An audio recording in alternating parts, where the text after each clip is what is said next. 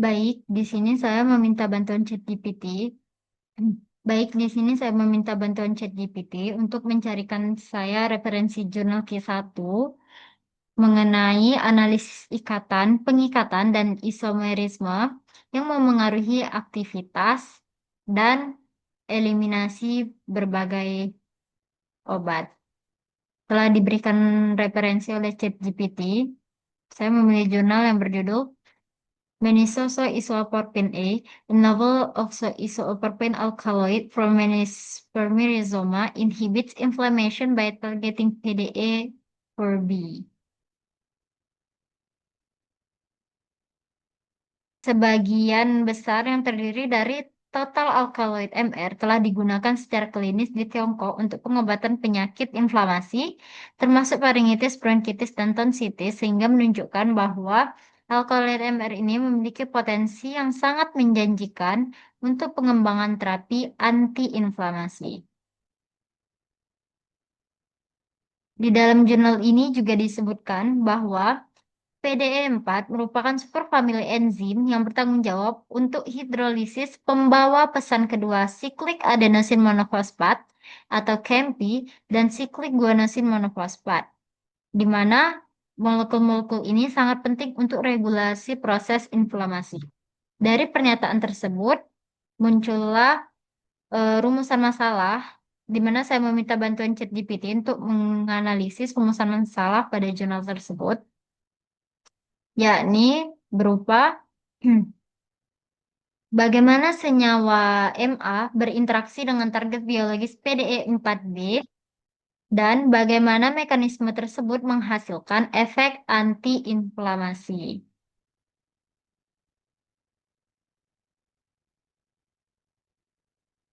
Di mana jawabannya juga dapat ditemukan di dalam jurnal ini. Berikut adalah struktur dari MA. Hasil yang ditemukan adalah residu tirosin pada posisi 405 atau tir 405 diganti dengan alanin menggunakan perangkat lunak SPDBF untuk membentuk sistem mutan alanin. Inilah yang digunakan untuk simulasi dinamika molekuler dan medan gaya Ember. Di jurnal ini juga dikatakan bahwa MA ini menekan peradangan yang diinduksi oleh LPS atau liposakarida pada makrofag RAW 264.7. MA ini juga secara signifikan menurunkan kadar mRNA 26, NOS2, dan TNF secara bergantung pada konsentrasi lebih kecil dari 0,05.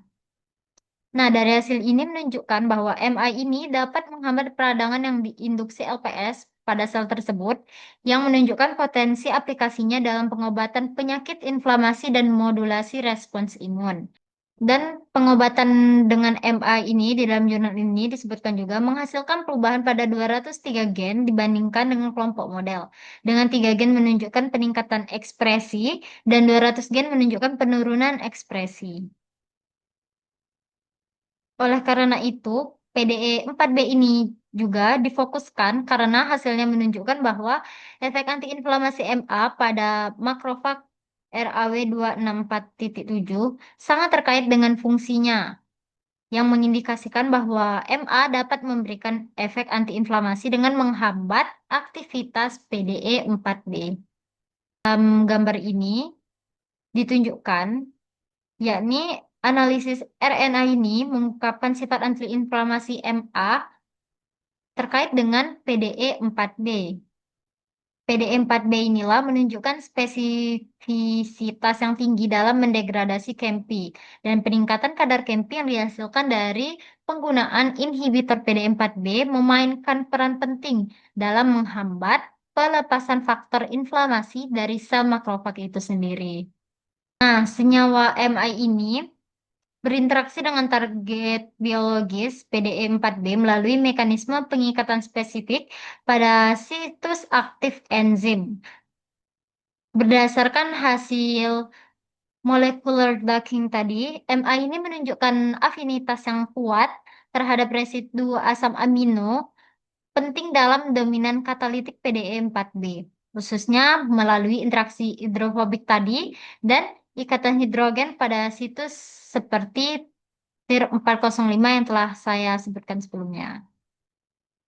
Oleh karena itulah, MI ini menghambat aktivitas enzim PDE4B secara efektif. Berdasarkan gambar ini, yakni di mana penghambatan PD4B ini yang dilakukan oleh MA itu memicu peningkatan kadar KMP intraseluler karena PD4B ini secara normal berfungsi untuk menghidrolisis KMP. Hal ini berdampak pada penghambatan jalur sinyal inflamasi, khususnya jalur yang telah disebutkan tadi, jalur NFKB yang berperan penting dalam regulasi respon inflamasi. Bahwa PD4B secara signifikan membalikkan efek perlindungan MA, sebagaimana dibuktikan oleh penurunan kadar KMP dan PPKA bersama dengan peningkatan kadar PIKB dan P465. Sekian, terima kasih.